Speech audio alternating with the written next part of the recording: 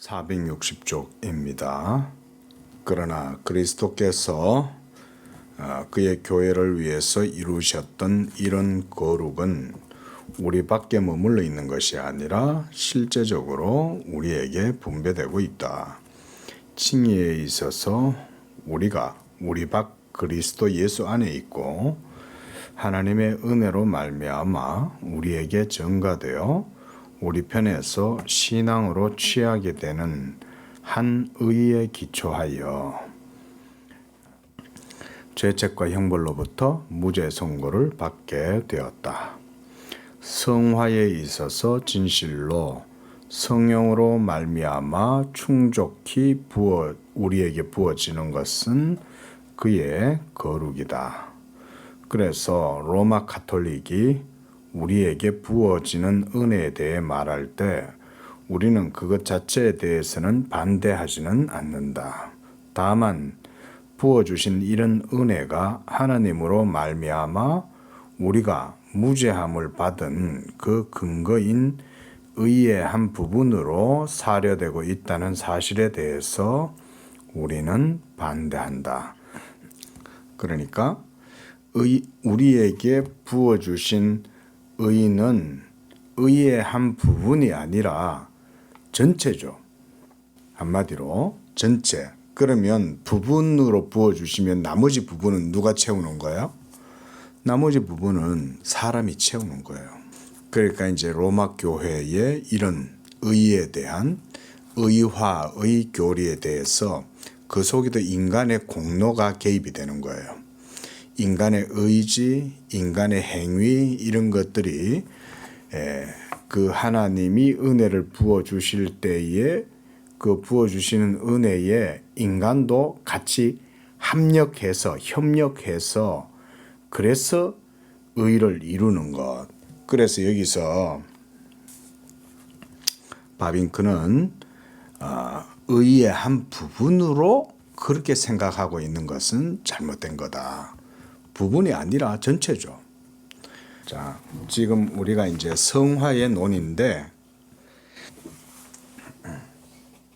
칭의는 우리가 어떻게 하나님께 의롭다함을 얻죠? 예수 믿음으로 의롭다함을 얻죠. 그렇죠? 의롭다 하심. 의로우신 하나님께서 우리를 의롭다고 하시는 것. 이것은 이제 우리 죄인들이 예수님을 믿을 때에만, 그렇죠?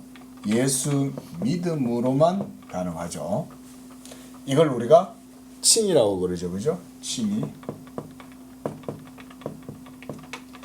그런데 이제 이 칭의는 처음 예수 믿을 때 단번에, 그죠? 단번에 또 뭐죠? 법정적인, 법정적 칭의죠. 자, 그래서 단번에 예수 믿음으로 의롭다함을 얻었다.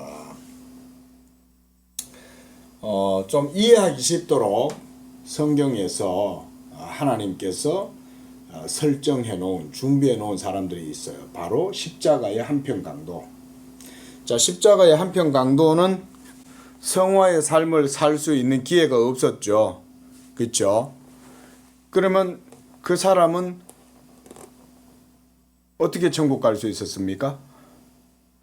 당연히 예수 믿고 천국 갔죠. 그렇죠? 그때 이제 그 사람은 의롭다함을 얻었겠죠.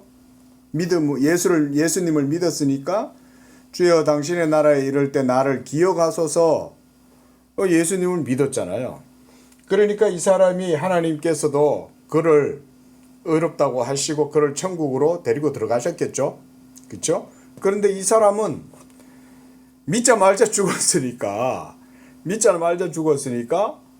말 그대로 성화의 삶은 경험해 보지를 못했던 거예요. 그러면 우리가 이렇게 한번 생각해 봅시다. 그가 천국에 들어가게 될 때는 거룩한 하나님 나라는 의인이 아니면 들어갈 수 없으니까 이 사람이 분명히 믿음으로 의롭다함을 얻었다 이 말이죠. 그런데 네가 오늘 나와 함께 낙원에 있으리라 라고 말씀했을 때에 자, 그 사람은 당연히 지금 이제 이 두 개는 적용되죠. 그죠? 적용될 수 있는 거예요. 그 사람한테는. 그런데 성화의 의는 어떠냐 이거예요. 성화의 의. 성화의 삶을 살지를 못했으니까 그러면 바빙크가 지금 말하고 있는 이 성화의 의라고 하는 것은 이거는 그러면 우리한테 이제 적용을 한번 해보죠. 우리가 이제 예수님을 믿고 그 한편 강도처럼 동일하게 의롭다함을 받았어요. 그래서 우리도 지금 죽으면 이제 낙원에 천국에 가는 거예요. 천국에 가는 건데 그런데 우리는 아직 지금 당장 죽는 게 아니잖아요. 그렇죠? 우리는 아직 살아야 될 세월이 있고 삶이 있어요. 시간들이 있어요. 그러면 그 과정 속에서 이 믿음의 계속적 과정이겠죠. 이 믿음의 계속적 과정 속에서 성화를 이루고 살아갈 때 그때 지금 이 성화가 그럼 뭐겠냐? 응? 이제 바빙크가 지금 이제 요 얘기 하는 거예요. 쉽게 말하면. 자, 그래서 이것은 단번에 단회적이고 법정적이다. 우리가 이제 요렇게 얘기를 했는데 그러면 의롭다함을 받은 사람들이 성화의 삶을 살아갈 때 그러면 하나님 보시기에 날마다 정말 거룩하고 온전하고 그런 의로운 삶을 살아갈 수 있냐? 그렇게 못하는 경우가 태반이잖아요. 그건 심지어 목사님들조차도 그럴 수 있어요. 그렇죠? 하나님의 종이라고 하는 사역자들조차도 때로는 성령을 거슬러서 범죄할 수도 있고, 그래서 시험에 들었다가 무너지는 목사님들도 적지 않잖아요. 왜 옛날에도 보면은 뭐 어떤 아주 유명했던 정말 젊은이들한테 엄청난 인기를 끌었던 그런 어떤 목사님 계셨잖아요. 근데 그분이 교회 내에 엄청난 파문을 일으켜가지고 결국은 그 교회에서 사임을 하고 근데 또 뭐 또 다른 데 가서 또 뭐 개척한다고 또 그래가지고 또 그랬다 이러잖아요. 근데 우리가 한번 생각해 봅시다. 그분은 예수님을 믿었을까요? 우리는 모르죠. 모릅니다. 그렇죠? 믿었을 수 있어요. 근데 믿었다면 어때요? 믿었다면 당연히 단번에 법정적 칭의를 얻어서 그 사람은 구원을 받았어요. 근데 목사의 직무를 유기를 하고 일탈을 행해가지고 죄를 지어가지고 그래서 만인들한테 공분을 사고 심지어 교회에서까지 파문을 당했어요. 파문이라고 하면 되나? 교회에서까지 이제. 자, 그렇다 할지라도 그분이 나중에 천국에 가게 될지 지옥에 가게 될지 우리는 사실은 판단할 수 없어요. 그렇죠? 판단할 수 없습니다. 그럼 뭐 그분한테 성화가 있냐? 성화를 가지고 판단을 하면 이게 참 어렵죠. 뭐라고 얘기하기가 쉽지가 않아요. 이게. 저는 그래서 바빙크의 논의는 우리가 어떤 교리적인 이해 정도로 우리가 이제 이해를 하면 좋겠다. 제가 이렇게 좀 말씀드리고 싶어요. 성화의 과정에서 성화에서 벗어날 수 있고, 그러죠. 심지어 성령을 거슬러서 고의로 죄를 지을 수도 있어요.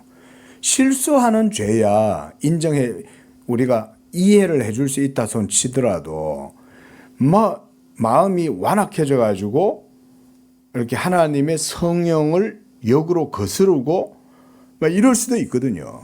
물론 이제 성령 회방죄까지는 안 가지. 만약 성령 회방죄까지 간다 그러면 그거는 구원 못 받아요. 예수님도 그 말씀 하셨잖아요. 그렇죠?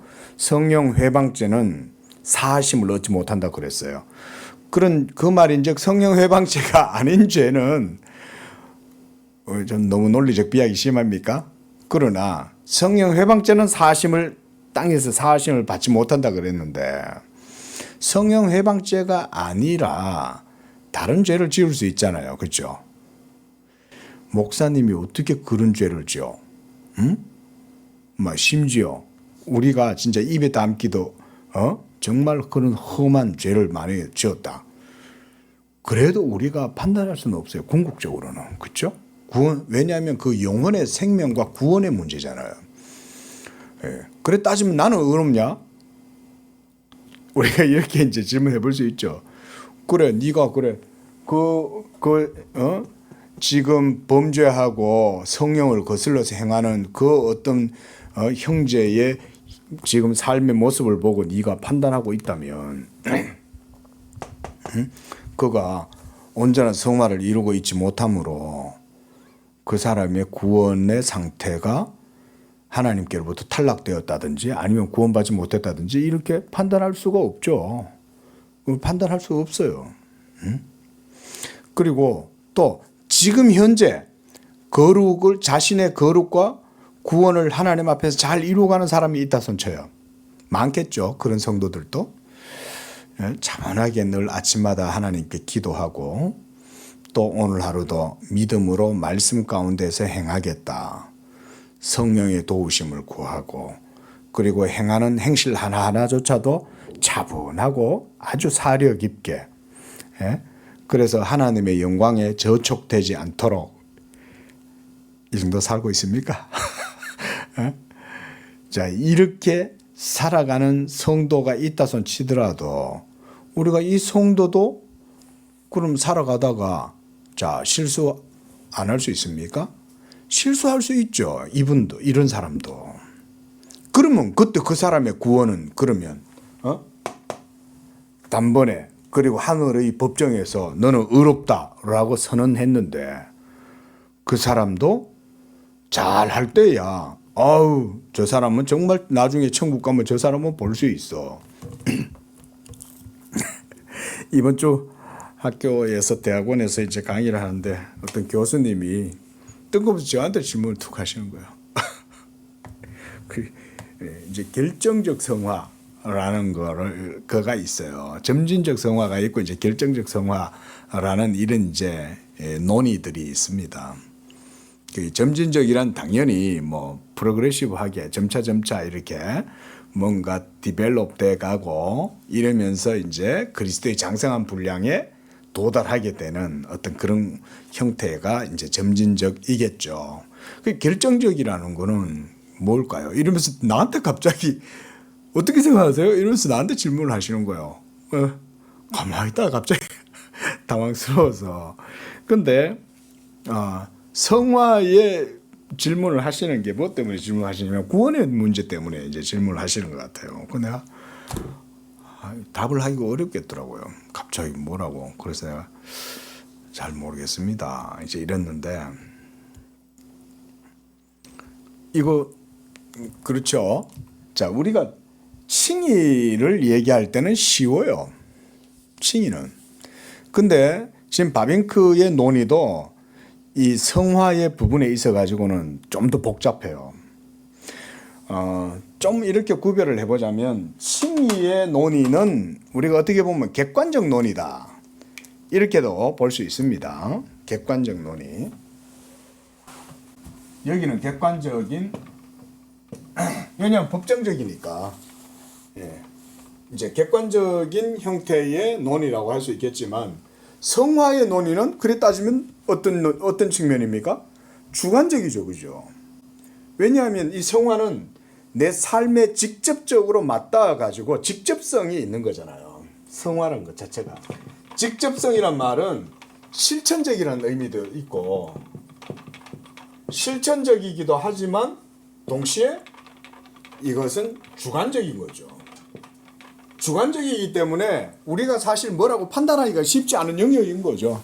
그렇잖아요. 우리가 주관성이라는 것은 원래 다른 사람, 제3자 타인이 뭐라고 판단하기가 쉽지 않은 영역 아닙니까? 예? 그러니까 바빙크 논의도 제가 볼 때는 좀 복잡한 것 같아요. 복잡한 것 같고. 그래서 저도 다시 한번 쭉 읽어봤어요. 쭉 읽어봤는데 이제 바빙크 논의가 이제 뭔지 알겠는데 지금 바빙크가 지금 계속 이제 이 성화의 논의를 이끌어가면서 뭘 하냐면 그리스도가 우리의 거룩이 되었다는 거예요. 이걸 계속 강조하고 있어요. 자, 우리 지난주 그 앞에 한번 보시겠어요? 앞 페이지. 그리스도가 우리의 의가 되셨다라는 말과 함께 또한 우리의 거룩이 되셨다는 것에 대해서 우리가 지난주에 봤어요. 그렇죠? 그래서 그 얘기를 하려고 바빙크가 계속해서 그리스도가 어떻게 의를 이루셨는가에 대해서 얘기를 했어요. 우리 지난주에 기억나십니까? 그리스도는 그리스도 자신의 존재 자체가 거룩이죠. 의로운 분이죠. 뭐 제가 존재라고 하면 조금 좀 이해가 좀 어렵습니까? 그냥 예수 그리스도의 인격 그 자체라고 해봅시다. 자, 그리스도의 인격, 우리가 뭐 존재라고도 해볼 수도 있겠죠. 그리스도의 인격 그 자체가 거룩하신 분이죠. 하나님의 거룩하신 분 아닙니까?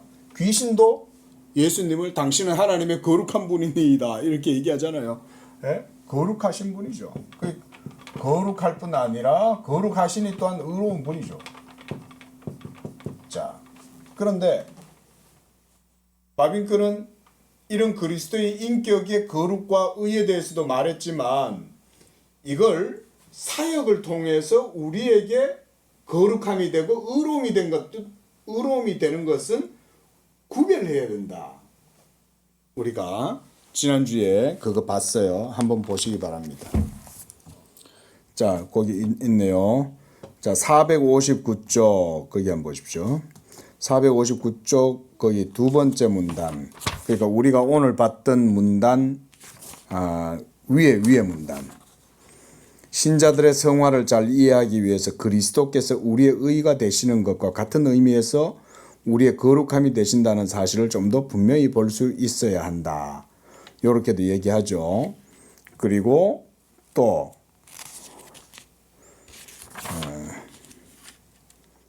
꼭 구별해야 된다는 내용이 어디에 있나요? 자, 그 방금 읽었던 그 문단 위에 문단. 제가 가진 책 457쪽이에요. 자, 그래서 457쪽 거기 고문단에서도 신약에서 하나님이 그리스도 안에서 그의 백성에게 의를 주셨던 방식으로 그의 사랑하는 아들 안에서 역시 그들에게 거룩을 선물하셨다. 그리스도께서 우리의 지혜가 되시고 우리의 구원이 되시는 같은 의미와 방식에서 그리스도는 우리의 거룩이 되신다. 자, 이렇게 그리스도가 거룩이 되신다 그랬어요. 그런데 이런 거룩은 그의 사역을 통해서 우리에게 제시되는 거죠. 지금 이제 우리가 이런 걸 약간 도식화할 필요가 있을 것 같아요. 제가 볼 때는. 왜냐하면 바빙크 성화에 대한 논의가 제가 좀 보니까 좀 어려워요. 어렵다기보다도 좀 복잡해요. 그래서 조금 우리가 도식화해서 좀 볼 필요가 있다. 그래서 자, 뭐 아무튼 뭐 시간 때문에 그냥 제가 나중에 찾게 되면 또 한번 보든지 하고요. 자, 아무튼 지금 바빙크 논의를 우리가 좀 이해를 해야 되기 때문에 제가 조금 설명을 지금 좀 드리려고 그래요. 자, 이거 분명히 지난주에 그 얘기 했어요, 우리가. 자, 그리스도 자신도 의로우시지만 그리스도의 사역을 통해서 또한 그가 거룩을 이루시죠. 그래서 거룩을 이루셨다. 예? 또 의를 이루셨다. 자, 이루셨는데 이 이루신 것을 이제 어떻게 하시죠? 우리에게 주시죠. 예? 요거 이제 얘기하는 거예요. 그러니까 지금 성화의 과정 속에서 성도가 누리는 그리스도의 계속적 이 성화는 그리스도께서 이루신 그 의를 계속해서 우리에게 증가시켜 주시는 과정 속에 있는 거예요. 그리스도 자신은 그냥 그 자체로 거룩이시고 의로우신 분이시지만 그리스도가 사역을 통해서 중보자의 사역으로 우리에게 이 의를 거룩이 되시고 의가 되셨다. 지혜가 되셨다. 고린도전서 말씀이잖아요. 그러면 이렇게 되셨을 때 바로 이것이 우리에게 있어서는 성화의 의미가 되는 거예요. 예를 들어서 내가 그리스도와 함께 십자가에 못 박혔나니 이전에 나는 죽었잖아요. 죽었고 이제 나는 그리스도와 함께 다시 살리심을 받아 새 생명 가운데 행한다. 그러면 그 사람은 지금 이 속에 있는 거죠. 새 생명 가운데 지금 행하고 있잖아요. 그때 그 새 생명의 원천, 능력 이런 것들은 다 그리스도가 이루신 의인 거예요. 물론 그리스도 자신도 의로우시고 거룩이시긴 하지만 그리스도가 행하심으로써 이룬 이 의의 가치를 우리에게 선사해 주실 때는 그리스도가 우리의 성화가 되시는 거예요. 그래 따지면. 엄격히 얘기하면. 그래서 제가 볼 땐 결정적 성화의 의미는 이런 의미에서 좀 생각을 해보면 좋겠다 이런 생각을 합니다. 그럼에도 불구하고 결정적 성화라는 것을 우리가 이런 논의 속에서 이렇게 도표로 그림을 그리고 개념을 말하고 또는 뭐 어떤 단어를 그렇게 해서 뭐 이렇게 이름을 짓는다 하더라도 결국 삶이잖아요.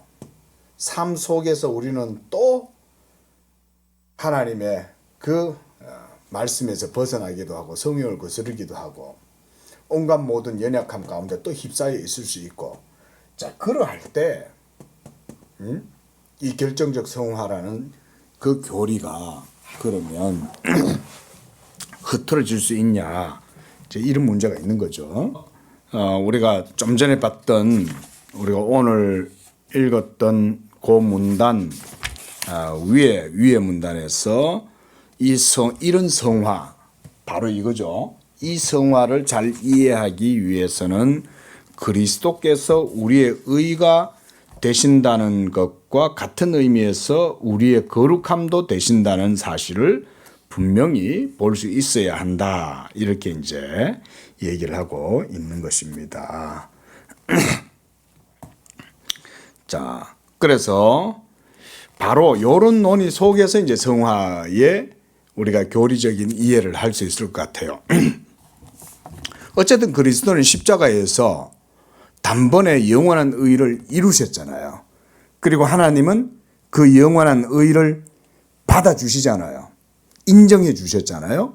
그래서 그리스도가 아버지 하나님의 모든 의를 이루심으로써 하나님을 기쁘시게 하고, 하나님은 그 그리스도의 공로에 따라서 또한 약속된 상을 또 주시고, 아들은 그 의를 획득하고, 그리고 그 획득한 의를 이제 우리의 것으로 삼아 주시는 거예요. 요런 게 이제 순종의 교리 속에 요런 교리의 내용들이 있어요.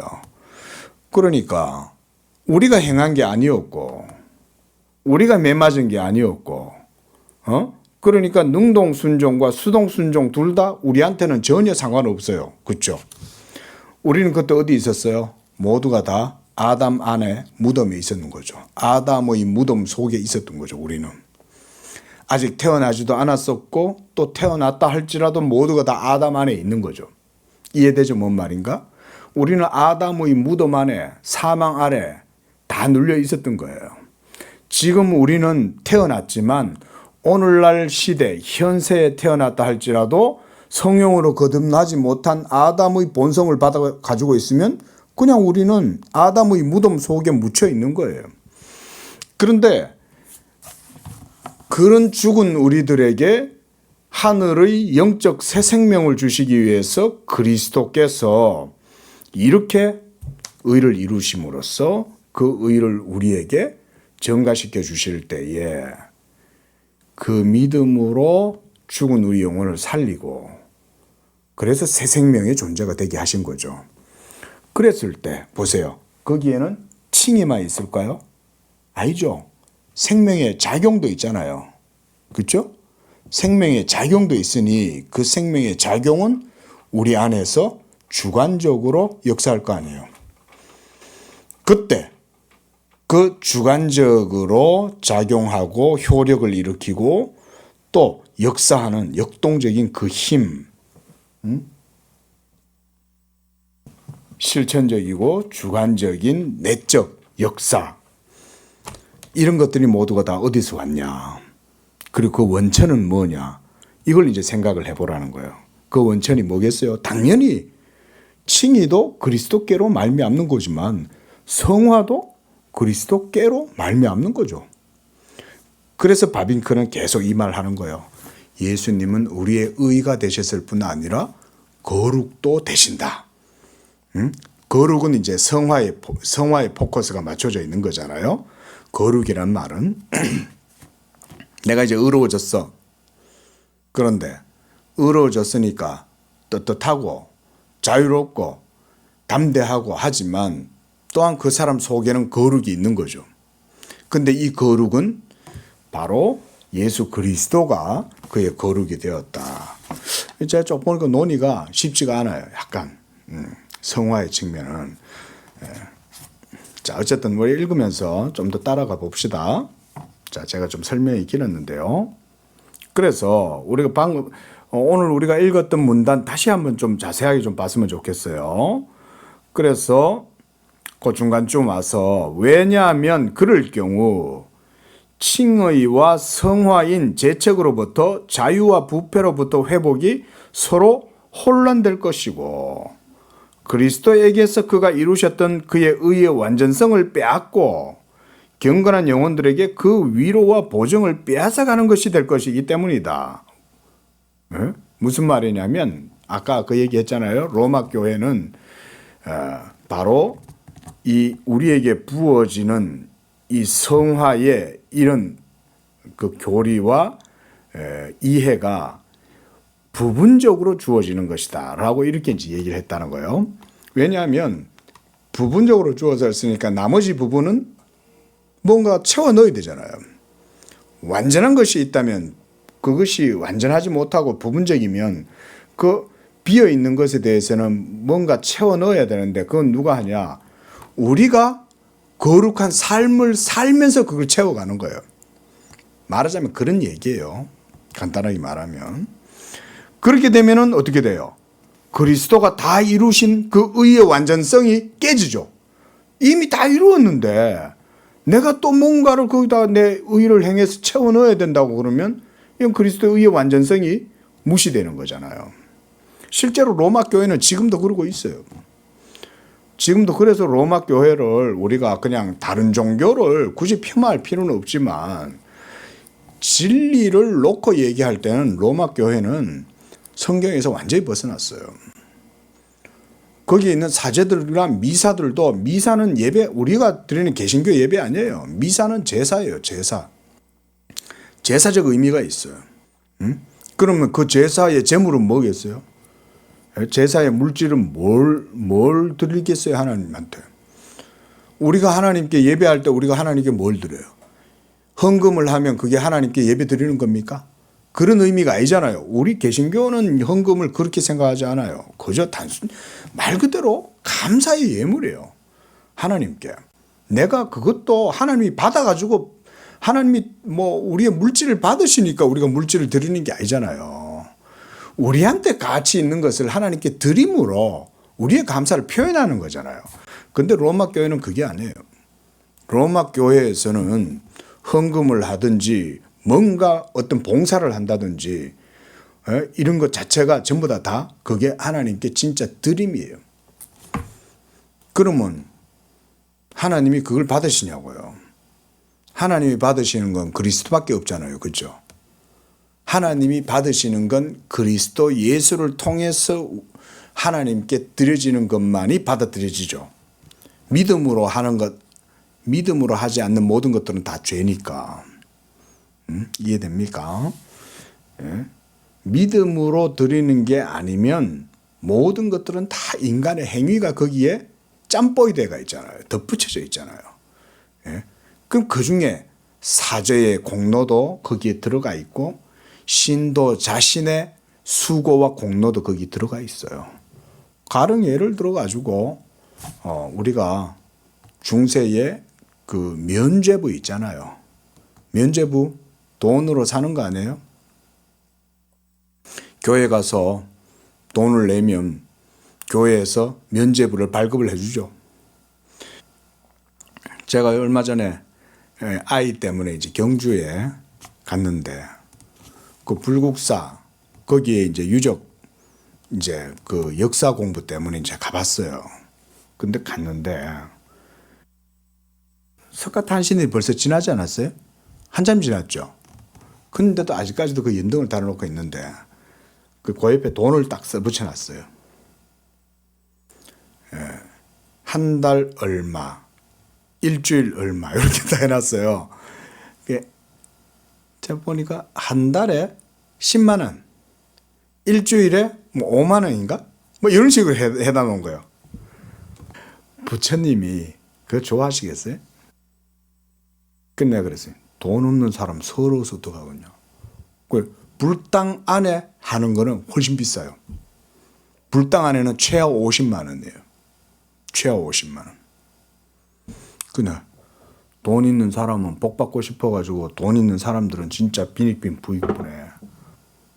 돈이 많으니까 아이고 뭐 사찰 주지스님한테 얘기해가지고 우리 거 제일 앞에 달아주셔. 그리고 나 1억 낼게요. 뭐 100억 낼게요. 돈 많은 사람들이 뭐 100억 아무것도 아니지. 응? 자기가 마음에 원하는 게 더 중요하니까. 그럼 그 앞에다가 달아놓는단 말이에요. 그게 면죄부하고 다를 바가 없는 거예요. 하나님이 그런 거 받으시냐고요. 하나님이. 응? 그래 나는 뭐 우리는 기독교라고 하지만은 거기에서 그래 부처님이 그래 그런 걸 괄시하시네요. 얼마나 불쌍해요. 나 같으면 기분 나쁠 것 같아. 내 거는 그냥 법당 마당에다 그냥 걸어놓고 게다가 그것도 괄시하고 기간 따라 돈 따라 다 다르잖아요. 중세 로마 교회가 그 정도로 부패했던 거예요. 불교야 아예 그냥 그러니까 그냥 그렇다손 치고 굳이 그걸 비난할 필요도 없어요. 근데 교회는 그러면 안 되죠. 교회는 그런 일들이 중세시대 때 많이 만행됐는데 로마 교회는 아직도 그러고 있어요. 아직도 저 헌금함이 그러니까 딱 그 속전함은 아니에요. 속전하면 안 돼. 이름을 면죄부라고는 안 하는데 매너 면죄부 같이 그렇게 하는 거예요. 왜? 내가 피같이 벌었던 돈을 하나님께 신에게 바칠 때 내 피 같은 돈이잖아. 거기에 내 공로가 들어가 있죠. 그렇죠? 내 공로가 들어가 있잖아. 그러니까 그런 내 수고와 의지와 노력이 거기에 덧붙여졌을 때에는 그리스도가 완전하게 모든 것들을 이루어서 단번에 영원하게 성취한 이것을 무너뜨리는 거죠. 예? 지금 바빙크가 말하는 게 그거예요. 자, 무엇보다 이렇게 되면은 성도의 위로와 보증을 빼앗아가는 거죠. 우리 구원의 확신이 우리의 행위에 달려 있다면, 자, 아까 그 얘기 했죠. 우리가 이거 성화 얘기하면서 그렇죠? 어떤 사람은 참 차분하고 얌전하게 참 온유하게 하나님의 말씀을 따라 성화의 삶을 잘 살아요. 하지만 그 사람 속에 죄가 없습니까? 죄가 있잖아요. 반드시 그 사람도 어느 순간 가다 보면 어딘가에서 또 걸려 넘어질 때가 있어요. 물론 실족해서 넘어지기까지는 안 하겠죠. 하나님이 택하신 백성은 붙들어 주시니까. 그럴지라도 그 사람이 넘어졌을 때 그의 위로와 보증이 무너집니까? 그의 위로와 보증이 무너지지 않죠. 비록 내가 실수하고 나약해서 그 죄성을 이기지 못하고 성령의 법을 거스르고 육체의 법을 따라서 막 행해서 죄를 범했다. 그러면 그 사람의 위로와 보증이 사라지지 않죠. 그러나 역으로 내가 노력하고 수고해서 내 거룩을 이루어간다 라고 말하면 내가 실수하고 때로는 성령을 거슬러서 넘어졌어요. 그러면 그 사람 속에 위로를 찾을 수 있겠습니까? 내가 해야 되니까. 내가 해야 되니 위로가 없는 거죠. 응? 자, 그런 얘기입니다. 이게 지금. 그래서 자, 게다가 실제적으로 부어주시는 은혜라는 것이 있다. 우리를 위한 그리스도가 계시는 것처럼 우리 안에 있는 그리스도가 계시며 우리 안에 이런 측면이에요. 안에 계신다는 거예요. 실제적으로 우리와 연합된 상태에 계시죠. 그리스도가. 그죠? 예수님과 우리는 연합의 관계잖아요. 연합되어져 있으니 우리의 영혼 안에 그리스도가 함께 계시고 그래서 그가 우리의 거룩과 의가 되시고 이런 실천적이고 직접적이고 주관적인 이런 측면들 이게 있다는 거예요. 바비가 지금 그 얘기하고 있는 거예요. 그래서 의의 상태의 전환이 있는 것처럼 아주 확실하게 하나님의 형상을 따르는 갱신도 변화도 있다는 거예요. 이게 왜냐하면 성령이 우리 속에 직접 그리스도의 영으로 들어와 계셔서 주관적이며 실천적이며 직접적인 그 은혜의 감화를 주시기 때문에 감화가 있는 거예요. 그러니까 여기는 법정적이지만 여기는 실제적이고 직접적이고 실천적인 이런 주관적인 이런 측면들. 그러다 보니까 이제 예를 들어서 대표적으로 우리가 청교도 중에 조나단 에드워즈가 religious affectus에 대해서 얘기하죠, 그죠? affections, 그렇죠? affection, affectus는 라틴어고 religious affections. 그러니까 신앙의 종교적 정서죠. 번역을 하면 그냥 종교적 정서 또는 뭐 신앙의 정서 이렇게 이제 우리말로는 신앙의 정서라고 번역이 됐어요. 뭐 어떤 분은 또 신앙의 감화다 뭐 이렇게도 이제 하는데 뭐 그것도 괜찮아요. 뭐 근데 이제 이모션 뭐 그런 개념은 아니에요. 이모션 개념보다는 뭐 필링 개념보다는 더 깊어요. 예. 자, 어쨌든 자, 그래서 그런 직접적이고 주관적인 성령의 내적 역사를 통해서 우리의 의가 되어주시는 그리스도가 우리 안에 거룩으로 들어오셨다 이 말인 거예요. 좀 어렵죠. 자, 그래서 하나님과의 관계에서도 마찬가지로 우리의 도덕적 상태에 변화가 이런 것 때문에 생겨나는 거죠. 그래서 조나단 에드워즈도 제가 이제 학기 중에 저번에 한번 공부를 한번 한 적이 있는데 결국은 이 에드워즈가 말하려고 하는 핵심은 그거죠. 거룩하고 신령한 정서는 그 속에 진리의 객관적인 분명한 확실함이나 인식 가능한 그런 것들이 있다는 거죠. 단순한 감정적 동요가 아니라는 거예요. 어떤 감정 충만함 뭐 그런 상태가 아니라는 거예요. 예를 들어서 이제 열광주의자들 오늘날 성도들이 특히 젊은 분들이 이제 자칫 빠지기 쉬운 오류 그런 거죠. 어떤 감정적인 그런 이제 경험을 통해서 마치 그것이 하나님의 은혜를 받는 것이냐 생각하면 그게 아니라는 거죠. 예를 들어서 찬양 집회 가가지고 막 이렇게 찬양의 고무가 되어가지고 막 노래를 부르다가 눈물이 막 흐르고 하나님이 나를 사랑하시는 것 같다는 느낌을 받아요. 근데 그런 느낌이 참된 거냐 아니냐에 대해서 우리가 객관적으로 판별할 수 있어야죠. 에드워즈 같은 경우는 이제 그런 거 아주 심도 깊게 우리의 그런 어떤 종교적 정서를 그래서 이제 분별하는 그런 것에 대한 것들을 얘기를 하는 거잖아요. 자, 그 밑에 부분. 자, 참으로 이런 성화는 칭의와 더불어 견고하고 힘있게 보존되어야 한다. 요거 이제 강조하는 거죠. 바빙크가 이런 성화라 그랬어요. 지금 우리가 지금 이거 제가 지금 설명 잘하고 있습니까?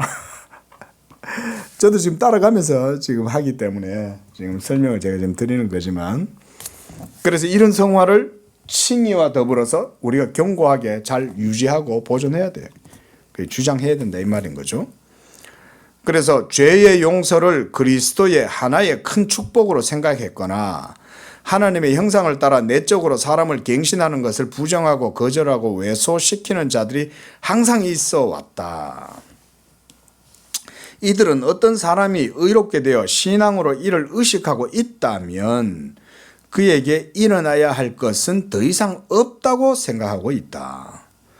그래서 죄의 용서에 대한 의식을 통하여 그는 전혀 다른 인간이 되고 있다는 것이고, 칭의와 성화는 같은 변화의 두 가지 다른 이름일 뿐이다. 이렇게 본다는 거예요. 그러니까 바빙크의 논지는 칭의와 성화는 구별돼야 된다는 거죠. 지금 우리도 구별시키고 있잖아요. 그죠? 이렇게 칭의는 단회적이면서 법정적인 것이고 그게 객관적인 성격을 갖고 있고, 성화는 그런 그리스도의 의가 이제 우리 믿음의 삶 속에서 실제적인 또 직접적인 실천적인, 그래서 주관적인 이런 것 가운데에 계속적 삶의 과정 속에서 주어지는 거다. 그래서 이제 총신의 이제 문병호 교수님 같은 분들은 이제 그 중보의 계속적 중보의 효력 뭐 이런 표현을 하세요. 그러니까 그리스도가 우리를 위하여 하늘 보좌에서 지금도 중보하고 계시잖아요. 그러면 그 중보하시는 그리스도의 영이 우리 안에 계시고, 그래서 우리 안에 계신 그리스도를 통해서 그 중보의 계속적 효력이 우리의 삶 가운데 계속 작동하는 거죠. 말하자면 그런 개념으로 이해를 하면 되겠어요. 자, 하지만 이들은 이런 구분을 크게 의미 없게 생각하는 거죠. 그러면 안 된다 이 말이죠.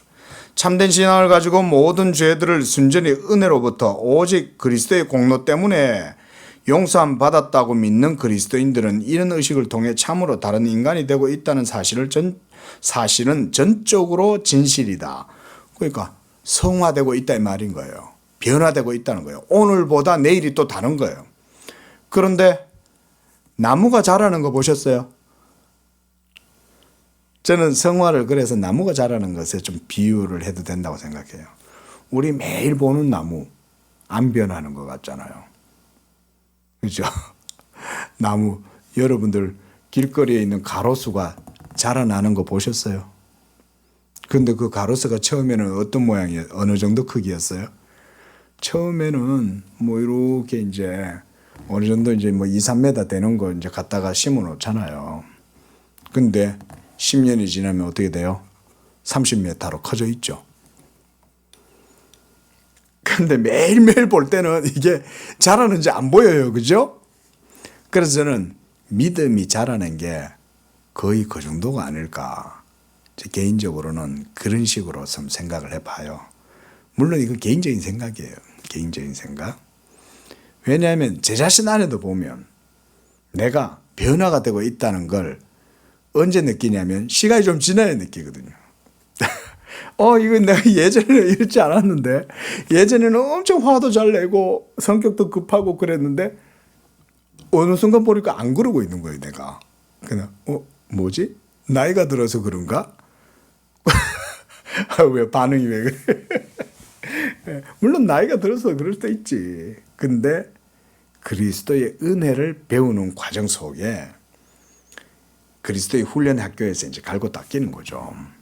그런데 그게 시간이 하루 이틀 만에 되는 게 아니에요. 그거 아셔야 돼요. 이게 여러분들한테 꿀팁이 되셨으면 좋겠습니다. 꿀팁. 성화는요, 하루 이틀 만에 되지 않습니다. 수도 없이 넘어졌다가 깨어졌다가 후회했다가 하나님 앞에 회개했다가. 근데 여기서 중요한 게 있어요. 단순히 후회하고 눈물 흘리고 회개하고 다시 하나님께 돌아오고 그 과정이 그냥 되는 게 아니에요. 먼저는 하나님이 견인하시는 은혜가 있어야 되고, 또한 성령의 내적 역사가 있어야 되며 진리가 그 속에 작용해야 성화가 이루어져요. 그래서 뭐 말이 나온 김에 성화에 있어서 중요한 요소는 지식이에요. 지식이 없으면 성화 자체가 가능하지 않아요. 근데 후회인데 지식에 의한 후회가 아닌 거야. 그러면 그냥 후회인 거야. 감정적인 후회만 되는 거야. 그 끝나고 나면 성장이 안 돼. 계속 그 상태에 그냥 머물러 있는 거예요. 그래서 교회에서 우리가 성도들이 그래서 말씀 배우기를 힘써야 돼요. 성경을 배우면 하나님 말씀의 지식이 쌓이겠죠. 지식이 쌓이면 우리가 지식만큼은 되지 않더라도 그 지식을 따라가면 나무가 자라듯이 서서히 자라요. 지식이 없으면 근데 안 변해요. 지식이 있어야 돼요. 그래서 성경에서도 보면 우리가 그리스도 예수를 아는 것과 믿는 것에 하나가 되어 이러면서 아는 것을 말하잖아요. 그죠? 믿는 것도 있지만 아는 것도 강조하고 있는 거예요. 또 그리스도 예수의 장성한 분량에까지 이르려면 그리스도 예수를 알아야 장성한 분량에 도달하죠. 그래서 지식이 없이는 성화가 안 돼요. 예, 저는 이제 그 점을 바빙크가 여기서 이제 나중에 얘기를 하려는지 모르겠는데 제가 못 본 것 같아요. 그런 거 못 본 것 같은데 그러나 바빙크도 아마 그 부분에 대해서는 맞다. 충분히 그렇게 아마 앞에서 그런 얘기들 했던 것 같아요. 어쨌든 지식이 있어야 성화가 가능하다. 그 지식은 바로 그리스도 예수를 아는 거죠. 또 아는 것은 또한 믿는 거죠. 우리한테는 그렇죠? 예, 우리는 그렇게 이해를 하면 됩니다. 우리에게는 알미 곧 믿음이고 믿음으로 아는 거예요. 제일 밑에 줄 그러나 이로부터 계속 칭의와 중생이 전적으로 같은 것이라고 추론한다면 그러면 안 된다 이 말입니다. 그런 결론에는 아무 근거가 없고 성경의 증거와 결정적으로 충돌된다. 중생이란 말은 새롭게 거듭난다 이 말이잖아요. 근데 거듭나서 날마다 다시 성장하고 자라나고 나는 날마다 죽노라. 사도 바울이 그랬죠. 나의 의는 영원히 변치 않는다 라고 말도 했지만 동시에 나는 날마다 죽노라. 그럼 날마다 죽으면 사는 건 안 살아요? 사실 나는 날마다 산다는 말과 같은 말이죠. 맞잖아. 날마다 죽으려면 내가 살아야 날마다 죽지. 죽음으로써 끝나버리면 그날 끝나지. 게임 끝. 근데 날마다 죽는다는 말은 오늘도 죽었어요. 그리고 또 사는 거 아니에요? 내일 또 죽어요. 그리고 또 사는 거죠. 사도 바울이 나는 날마다 죽노라 얘기하는 거는 말 그대로 이런 중생의 의미를 가지는 거예요. 날마다 성화의 과정 속에 내 자신은 죽고 내 안에 그리스도가 살아나고 나도 그 그리스도와 함께 다시 살리심을 받고 이러면서 날마다 은혜 안에서 자라가는 거죠. 그래서 성경에서도 은혜 안에 자라가라 이렇게 얘기하죠. 은혜 안에서 자라가는 거예요. 그러니 당연히 지식이 있어야죠. 자, 논외로 나가면 안 되고.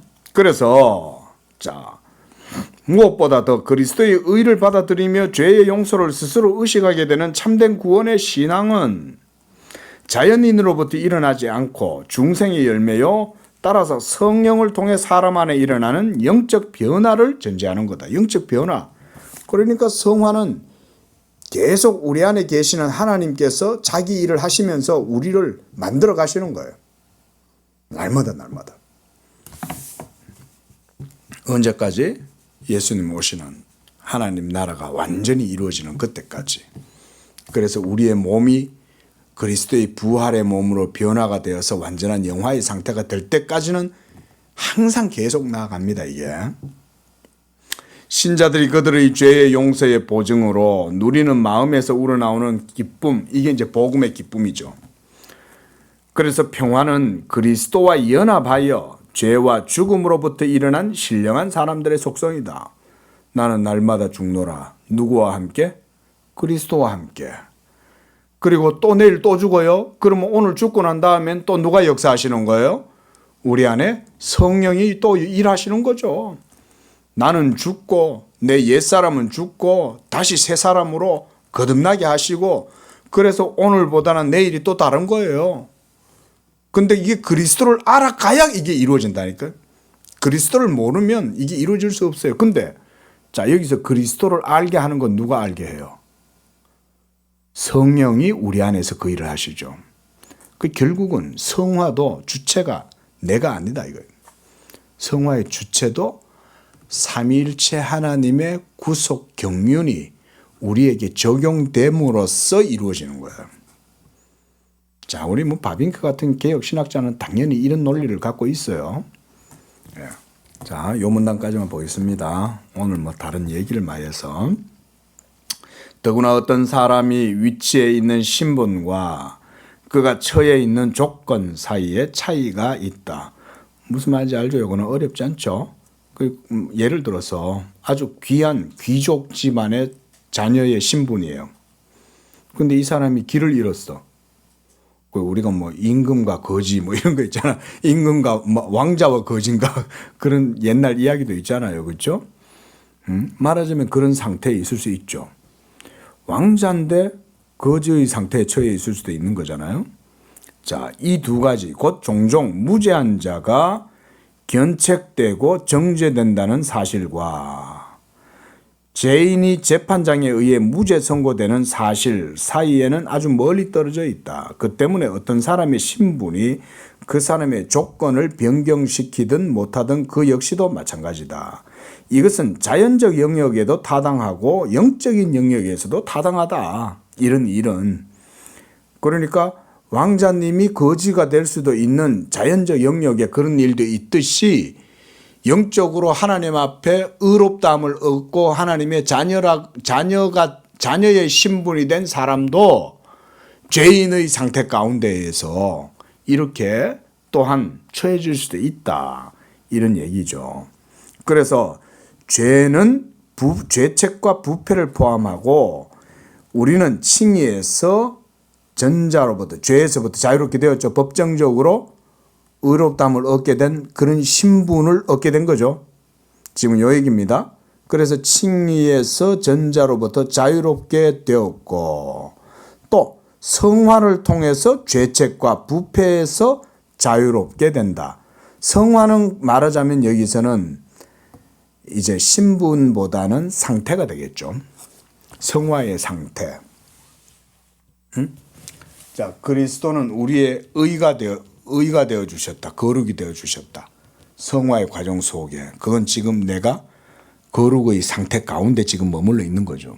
그리스도 안에 있으니까. 그런 얘기죠. 그러나 내가 거룩의 가운데 머물러 있다 할지라도 이미 나에게는 신분은 법정적 의로움으로 말미암아 하나님께 의롭다함을 얻은 거죠. 그렇죠? 그렇게 설명을 지금 이렇게 하고 있는 거예요. 그래서 완전한 구원은 지식과 의로만 구성되어 있지 않고 거룩과 구속으로도 구성되어 있다. 그 지금 신분, 상태, 여기도 적용을 해볼 필요 있겠죠.